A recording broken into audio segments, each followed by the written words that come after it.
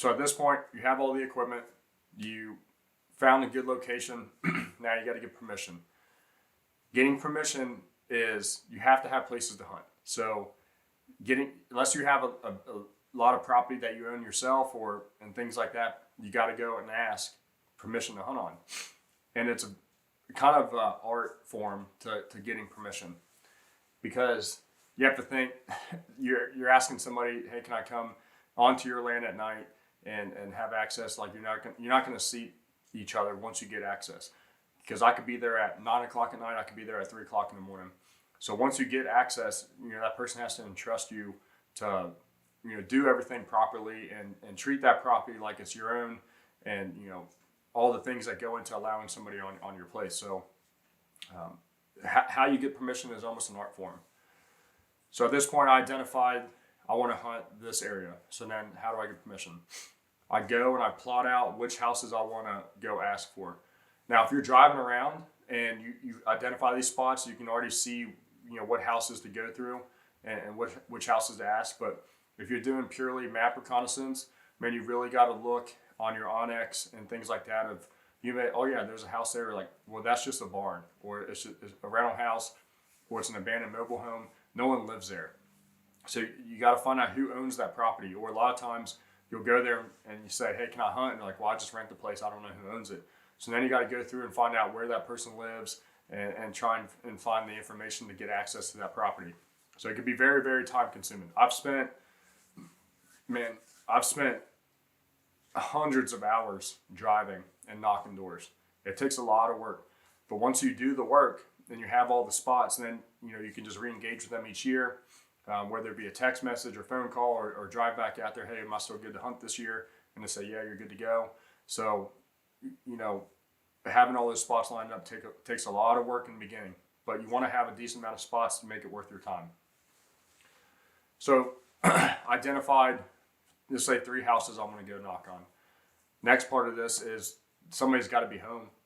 I've had plenty of times to where I'm there at midday during the week or something, and come back because so-and-so is not home, or no one's home at all, or it's a Saturday and no one's home. So you got to find the right times to go. It could be difficult because kind of the best time to go is like in the evenings, 5, 6 in the evening, but some people are coming home from work and just not willing to deal with it. So it's a very, very artistic form to get permission. Ideally, you do all your permissions like earlier in the year, let's say late summer, August, September, and things like that. People are more prone to be out and about, but once those cold winter months come, it can be difficult to find people that are willing to talk to you and give you the time. So let's say I find my 3 spots. I start knocking on doors. When you're knocking on doors, man, you got to be as respectful as possible. It's not an uncommon thing for people not to answer doors to people they don't know, which I totally agree with. It's something that, I would recommend my family not to answer doors to people they don't know. If it's important, they'll come back or whatever.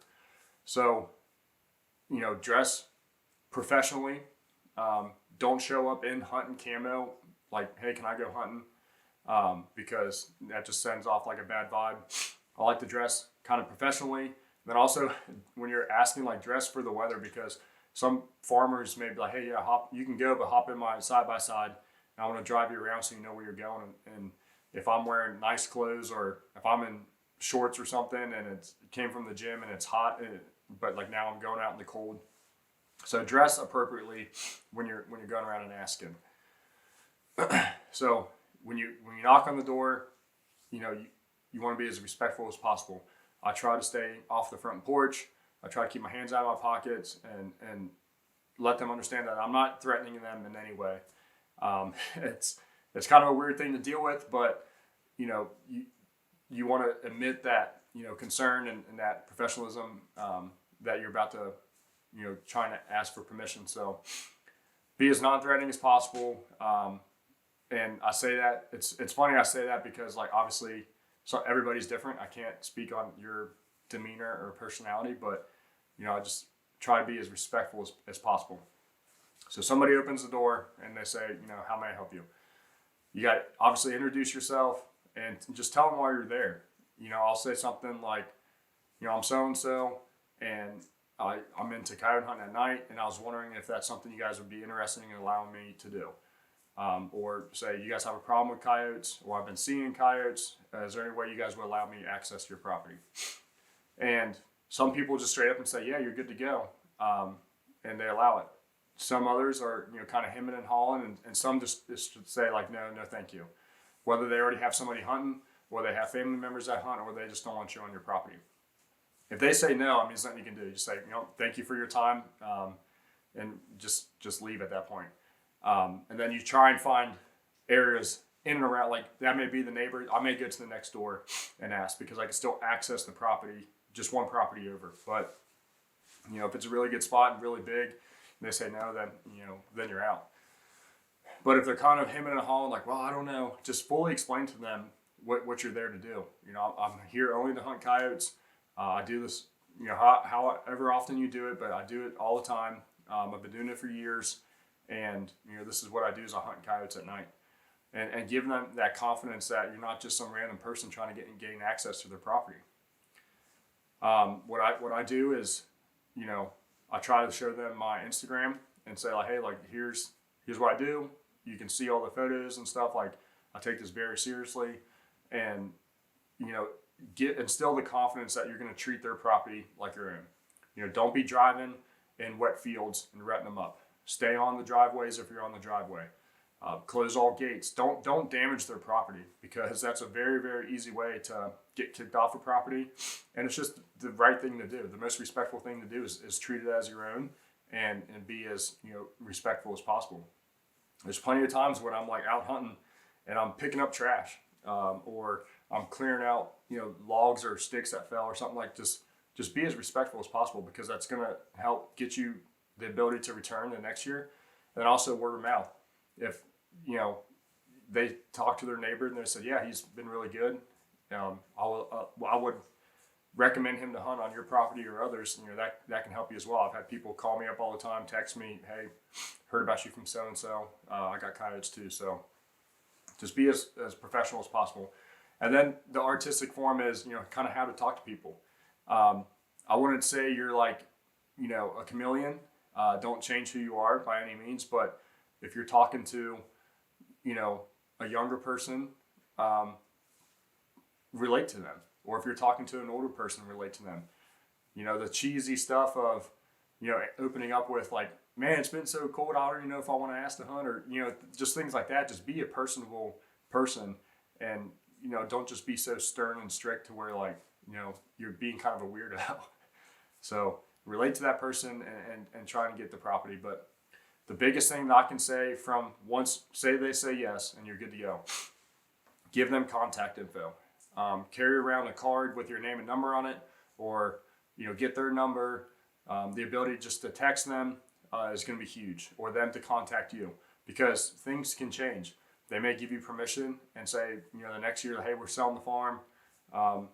We're selling it on this date. So after this date, you're no longer able to hunt. It just negates a lot of conflict and issues you may run into. But also, if you give them that card, and if you have that good contact with them, I can text them, hey, I'm thinking about coming hunting tonight. I'll be there between 8 and midnight. And they'll say, yeah, good to go. So when they look out there and they see your vehicle and you're getting out of the truck, they know what's going on. Like, oh yeah, like it's so-and-so, it's fine. But also I like to send them pictures of my success. If someone wants coyotes off their property, I shoot 2 or 3. I take pictures of, hey, got 2 or 3 off the property. They know that at that point that the permission that they're giving you is not without, it's with the success. Like, you're doing what you're asking to do, and it's working for both teams. So more prone to have you back in that sense. And also I like to identify my vehicle. I say, this is my truck. That's what it looks like. I'm always in my truck anytime I come to this property. And, if you ever look out there and you see my truck, or the dog's barking and you look at who the heck's out there and you see my truck, just know, like, I'm just out here coyote hunting, and they'll give you a thumbs up. And then also ask about party hunting. Some people will give you permission, and then you show up with someone else and they're like, what the heck? Ask if, hey, is it okay that if I bring a buddy to hunt with me? Some people say no. Some people say yes. So make sure you're telling that to those people so they understand fully what you're doing. Milling about on somebody's property at night with unknowns and not telling them exactly what you're doing is just a recipe for disaster. So make sure that you have all the information that you need from them. They have all your information, and everybody understands exactly what's going on. Because what that's going to allow you to do is, access that property as you wish and be more successful when you're hunting.